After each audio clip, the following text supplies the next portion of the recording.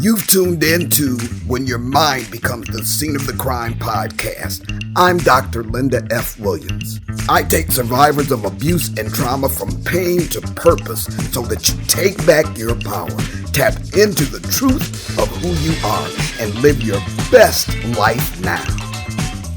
We're going to look at a few clips from the Ed Mylett show on July 25th, 2023. When he interviewed Jessie Lee Ward, who is a social media and marketing guru. Now, you either like this woman or you didn't. But we're not going to talk about the different things that she did wrong in her life or in her business. Today, I'm coming at you as a rectal cancer survivor and looking at this interview from the standpoint of mindset and trauma. Let's go right to it. Everybody has that fear of, I've got cancer and it's stage 4. It's metastasized. What does it feel like in your life when you actually get that news? It really humbled me immediately. It brought me to my knees. I was told I would be dead most likely in October. Correct. They told me there's no way I'm going to see Christmas. I thought I was in the best shape of my life. Which you were.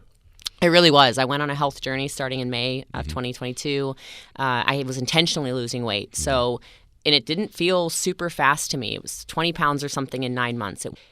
I woke up tired some days. And for sure, I pushed myself past points of maybe exhaustion, if you will, in order to hit a goal. But I never thought anything was wrong. So I went and got these tests done. And I really thought I was going to get the MRI back. And it was going to be like, oh, look, I can brag about this. And look at these blood tests. And look at all this stuff. Because I had been doing blood tests quarterly for a while. And instead of that, it just came back. Big red flag right in my stomach. Which ended up being metastasized lymph nodes. And then in my lower right colon area, right at the cecum, where the small and large intestine attached were tumors. It makes you realize how fragile life is. It makes you realize everything you thought you knew maybe wasn't true. And it makes you realize how precious the people that matter really are, what matters and what doesn't matter. It put my whole life in perspective in seconds. I can vouch for the fact that the way getting this diagnosis affects your perspective changes everything and causes you to prioritize what's important, causes you to rethink the way you've dealt with your life up to now. But what we're going to see in a minute is how the trauma responses and control responses interfered with that perspective for Jessie Lee Ward. What is it like what happens in your body? I think I had this amazing life. I'm a millionaire. I'm traveling. I'm beautiful. She had recently met a guy that she's super crazy about. And wham, in that moment, does it take your breath away? Do you have a flood of your life before your eyes? What actually happens to you?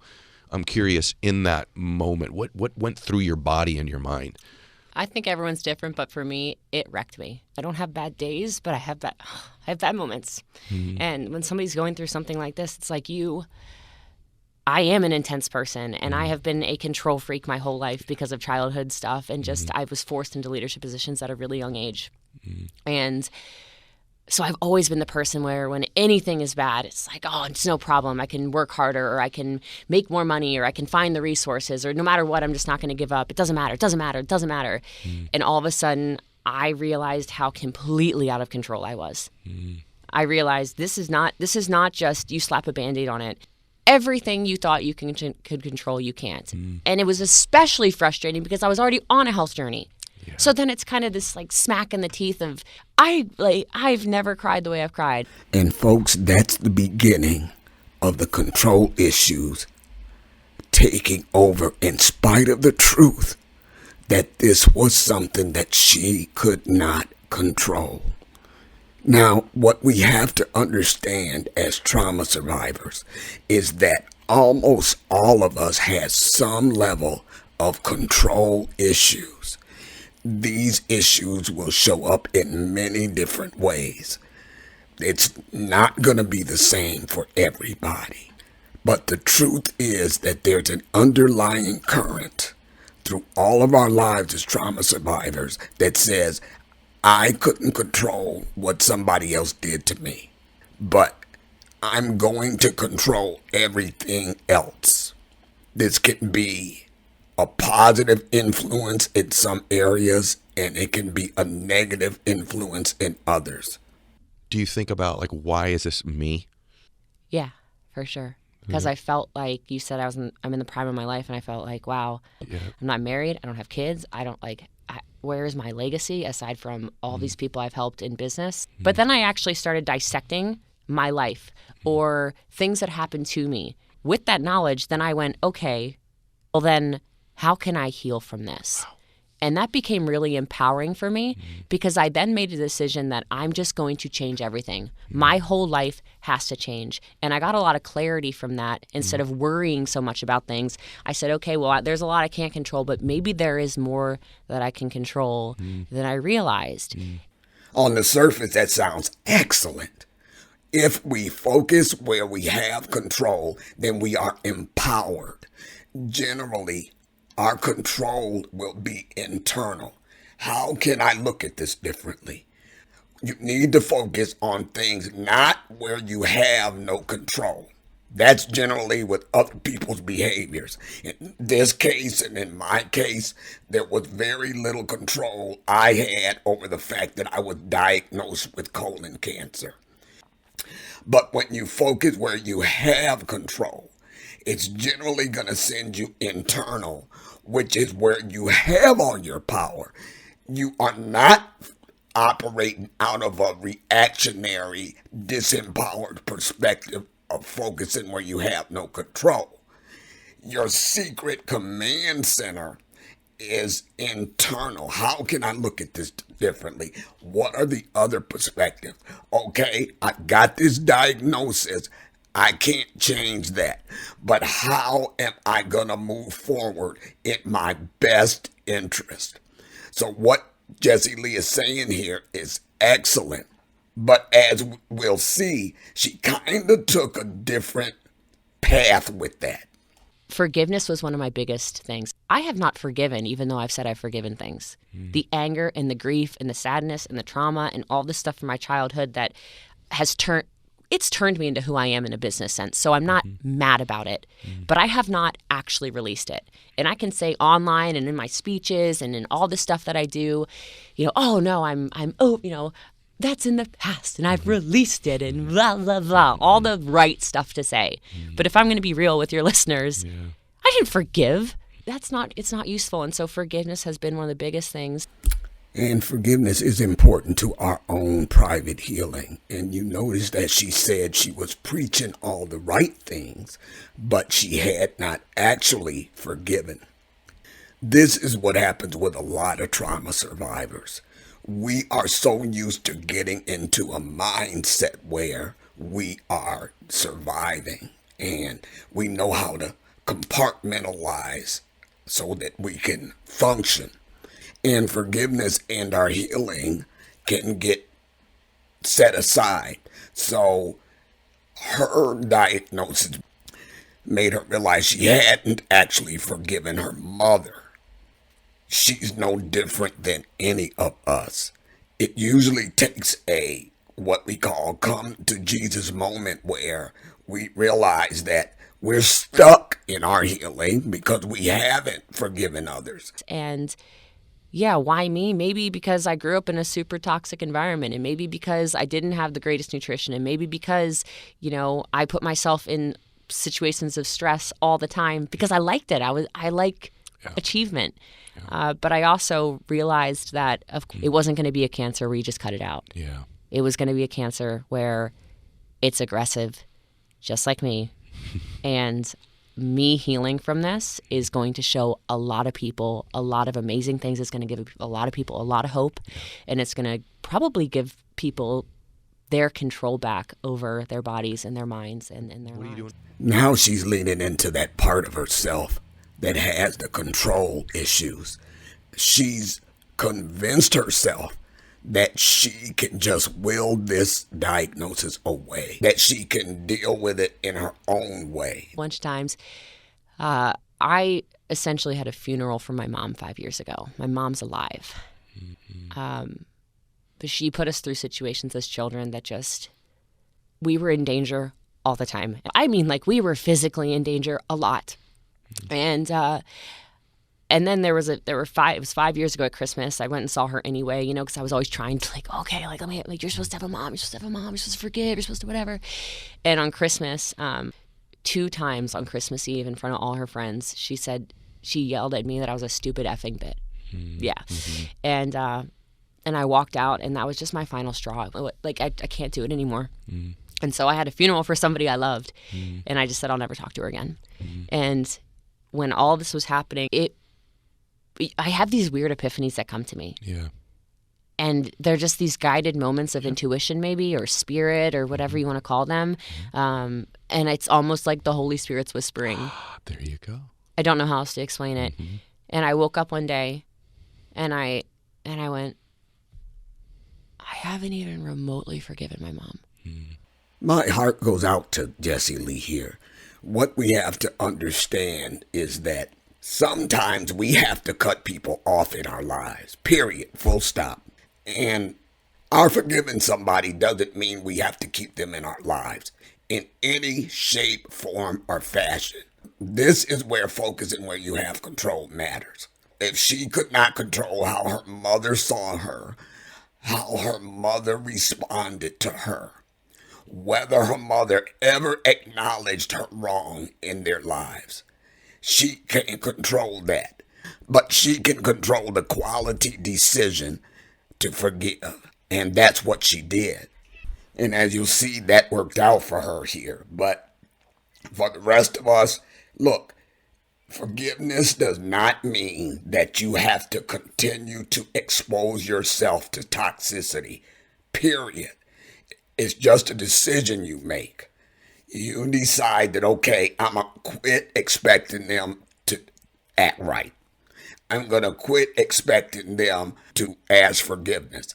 I'm going to quit expecting them to be to me what they are either unwilling or incapable of being to me.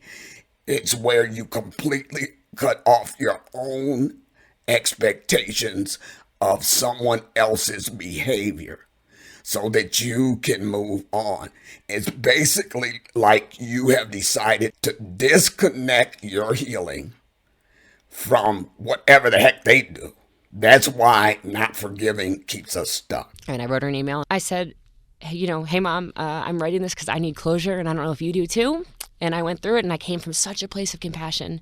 And I just said, I can't imagine being in your shoes. How could I expect you to be this compassionate, loving, kind, caring, super maternal, loving mother when no one in our family is like that? And so I told her, I thanked her for things. None of it was not an accusatory email. The whole thing was loving. It was my work ethic's from you. My brains are from you. Yeah. My ability to pick stuff up, boom, and learn it and just attack stuff is you. I know it's you. And I just gave her her flowers. And I just said, I haven't forgiven you, and I needed to send this so that I can. She wrote an email back. The opening line is really powerful. She said, Jesse Lee, I don't need closure from you. I need my daughter. And it was this just beautiful email she wrote back. And we chatted back and forth a couple days. And I just said, and she even said, I would just jump on a plane and be anywhere you are. I said, well, right now I'm in Barcelona, headed to Germany tomorrow. So maybe don't jump on a plane today. But I bought her a flight, and she'll be in Dallas tomorrow with me. Good for you. That's excellent. What Jesse has modeled here is 2 aspects of the forgiveness process. You have to understand, and from understanding comes compassion, and from compassion, you forgive. Now, this requires you to see and understand a lot of things that person may not see and understand about themselves. So this is almost a supernatural process. For me, I've had to ask God to let me see my wrongdoers as he sees them, because we can ill afford for God to see us any way but what he created. And he created us one way, life twists us up into another thing. But he can see past what life has twisted us into. And none of this absolves the wrongdoer of what they did. None of it. Okay? That doesn't mean that we condone what they did. It doesn't mean we forget what they did. If we forget everything we forgive, then we can make the wrong decisions again. And that's what we don't want to do. Now, the Bible doesn't tell anybody to forgive and forget. That's not what it says. It says God will forgive and forget our sins, but we're not told that we need to forget. So when you forgive, you do not forget what happened, and you do not absolve them of their responsibility for what they did. Okay? And sometimes you have to forgive and leave people alone and keep them out of your life. So we have to get over this misconception that if we forgive somebody, that we've absolved them of their responsibility, that we condone what they did to us. We don't. But she did the right thing here. She came from a position of truth, but she came from a position of compassion and understanding. I've realized that the Jessie Lee version 1.0, she's dead. Who I used to be, she's gone. She has to be, because she's the one who created this illness, this dis-ease, right? Do you believe that? Yeah. I want to ask you a question about that. I don't know about that, Jesse. Is this your control dynamic leading you to believe that you have control over even that? That you're at fault for this? I'm not sure that I would agree with that, although I can understand why Jesse might think this way. I'm not sure that I totally agree with what she's saying. Would you change something in your previous life? Meaning, was going for it like you and I have gone for it in our life all it's cracked out to be? Because now that you're 34, you've got this diagnosis. So, and by the way, she was literally told, you won't be here for Christmas.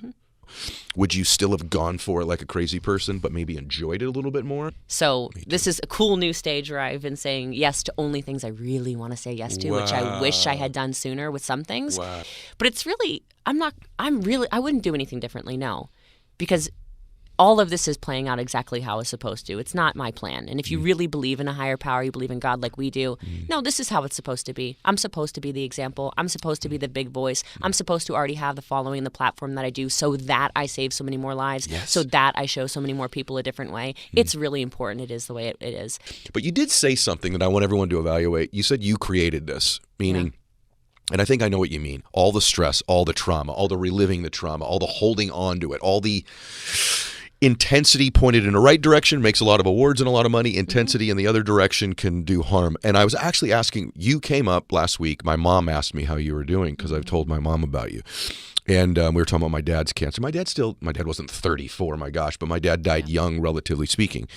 And I said, Mom, do you think Dad's trauma that he held on to from his upbringing and his stress, and my dad was this tremendous worrier. I inherited that from my dad. Most things with our kids are caught, not taught. I always say, I caught that from my dad, worrying and anxiety. And sometimes you be around my dad, he's just like a sigh for no reason, you know. And I said, Mom, do you think that maybe that brought some of this on or turned those genes on sooner, the stress and the anxiety and the worry? And my mom said, absolutely 100% yes. And I'm wondering, is that what you meant by that you brought some of this on? Okay. From that perspective, bearing trauma in our bodies has been determined and researched to actually change our DNA.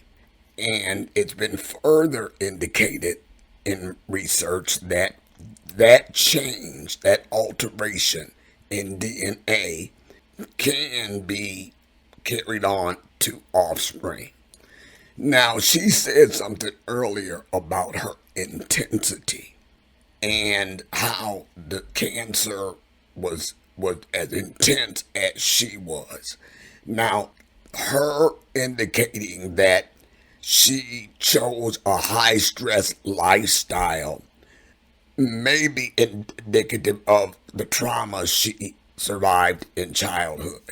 As trauma survivors, we do sometimes seek out certain dynamics that we've just become used to. That high stress level was something that she developed in childhood, and on some level, maybe Jessie feels more comfortable in life when there's that kind of pressure on her.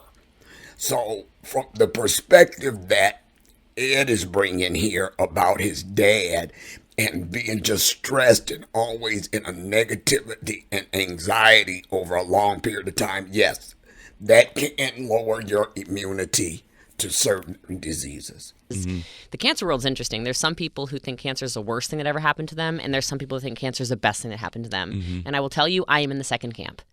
Mm-hmm. And that freaks people out when I say that. She said, what? She said cancer is the best thing ever. Nothing was going to slow me down, Ed. It had to happen. I needed to smell the roses a little. But yeah, what I mean when I say I created this is I was always running ragged. Sleep was not the priority. The goals were the priority. The changing other people's lives was the priority. The helping others and always extending an extra hand and not taking care of myself. Your own pleasure and enjoyment wasn't the priority. No, either. Never. Right. I think even in this season of cancer and everything, I am enjoying way more. And I don't mean because I'm saying no to things. It's part of it is that presence thing. And I'm still competitive. I really still don't know anybody who can outsell me right now, even. Like, good luck. Like, I'm She's still a monster. Speaking all over the place, crushing it. Yeah. It's yes to stuff I want, no to things I don't want. And so it goes back to all these high pressure things that I would put myself in and just, the toxic situations. And again, the no forgiveness. My mom was not the only person I didn't forgive. There's plenty of people that I did not forgive that I've had it's almost like I feel like I'm in an AA, it's like one of the steps of AA, like you forgive people. Yeah. I'm really having to work on me as a person. And so the changes in Jessie Lee as an actual human being have been profound since February. They're not little changes. I've always been a kind person. I'm even more patient and kind now, which is a different kind of kindness. I can sure relate to that because patience and kindness, those are two things that have been working in me in this past year of fighting this disease. Patience and kindness. And it has not been easy. What would you say to somebody who says, what is the biggest thing you would impart upon to another person about what you've taken from this that we haven't shared yet? I was a people pleaser, for sure. Like, I wanted everybody to like me, I think, because I wasn't liked very much when I was younger. So if you were nice to me and then mean to me, it was okay, I'd still be nice to you. And I think too many of us are living for other people instead of living for ourselves. Who are you living for? Because when you realize that every day is not guaranteed, you start realizing that your authentic self is all that you really need to be. We as humans, I think, spend so much time, effort, and energy trying to please people we don't even like. Yeah. And for what? At what cost? Most stuff just does not matter. And I wish more people would look at their life and realize that. If it's not going to matter in 5 years, don't give it 5 minutes. I will never forget when we first talked about the diagnosis and I said to you on a coaching call, I said, Ed, I think I need to put Boss Lee to rest. I think I need to just kind of chill a little bit and go more into just quiet time and whatever. And I remember seeing your face and I went, maybe that's not. And then I realized, no, Boss Lee is the reason I have all of this stuff. And I don't mean things. I mean the accomplishments, the accolades, the wealth, because she is an aggressor. She doesn't let people stomp all over her. How am I going to let cancer come in and stomp all over me? Oh, no. And what you need to know here is that rather than to choose the course of treatment that her oncologist team suggested, she chose to go other routes, different alternatives, and in changing her diet and everything other than what they suggested she do to treat the matter. So when she says she's not going to allow cancer to come in and kick her butt, that was an indication that she had not really given up her control. Jessie had to take control of this and do it her way. Now, I'm not judging her. When you're in the trenches, you have to make decisions for yourself.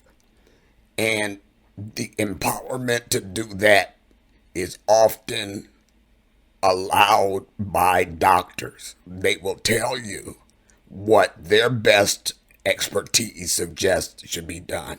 But if you choose another way, then they will allow you to do that. So she had the money to go outside of the United States and do different things and alternative treatments. But what I'm saying here, without being judgmental, is I'm just trying to call attention to how trauma infiltrates how we see everything in our lives. So when I'm 9 and I send my dad to jail and I'm raised in a crazy domestic violence situation my whole life, I have to get raised by my grandparents because there's no one there. I become the leader of the household then. Physical violence and craziness like you can't even imagine. We don't have enough food. All of this just turmoil, chaos, whatever. I became the leader. Well, I have never understood why people get so upset about the word no. This one shocks me. And maybe that's why I went to 8 oncologists. I don't accept that for me or for my life. So when someone's like, oh, that prospect told me no, I go, well, did your parents tell you yes about everything when you were growing up? Because I was told no always. And I just kept selling myself over and over and over again to try to get something. Even if it was just, can I stay a little later? No. No. You guys would ask for ice cream 3 times and you'd get a yes. It was always no. So no doesn't hurt me, right? That turned me into this. So then 8 oncologists because she wasn't going to take no for an answer. Well, as you see and know by now, we lost Jessie, and that was right on schedule with what the team was telling her, that without intervention, she would probably transition by October. But she lived her life from diagnosis to the day she took her last breath on her own terms. She felt that the 2.5 years they would give her would not be the quality of life she wanted to live. Rest in peace, Jessie. I just want to feel proud. This is what I told you. I'm like, I've had all this success, and it's like, when is it going to be enough? When am I going to sit there and go, because I just want to feel. Thank you for joining me today on When Your Mind Becomes the Scene of the Crime podcast. Schedule your free breakthrough session now at lindafwilliams.com. That's lindafwilliams.com.